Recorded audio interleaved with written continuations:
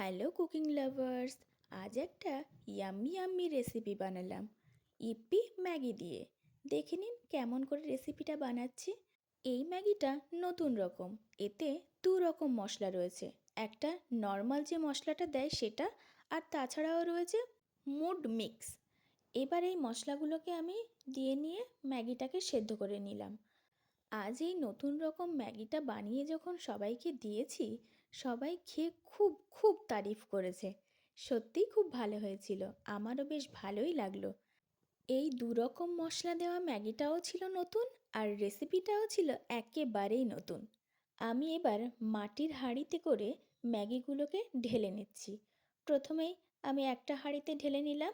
কাঁটা চামচ ব্যবহার করে ম্যাগিগুলো ঢালবেন, তাহলে ঢালতে সুবিধা হবে। আর আমি আরও একটা হাঁড়ি প্রস্তুত করে নিচ্ছি। এরপর শুরু করব মেন ডেকোরেটিং পার্টটা। আমি এর মধ্যে চিজ কিউব তো আমার কাছে ছিল না, তাই আমি ওই আমুলের যে চিজটা হয় সেটাকে চৌকো চৌকো করে কেটে নিয়েছি। সেগুলোকে আমি দিয়ে নিচ্ছি। ম্যাগির ওপর দেওয়া এই চিজি চিজি ব্যাপারটা একটা আলাদাই, দেখতেও যেমন হয়েছিল আর খেতেও তেমন হয়েছিল। চিজের ওপর নতুন ওই মশলাটা দিয়ে একটু ডেকোরেট করে নিচ্ছি। মশলাটা বেশ ঝাল ঝাল ছিল। আপনারা যদি কখনো বাচ্চাদের জন্য স্পেশালি বানান, তাহলে এই মশলাটা স্কিপ করতে পারেন। স্প্রিং অনিয়ন কুচি ছড়িয়ে নিয়ে বেক করে নিলেই তৈরি আমাদের মটকা Maggi. Thank you so much everyone.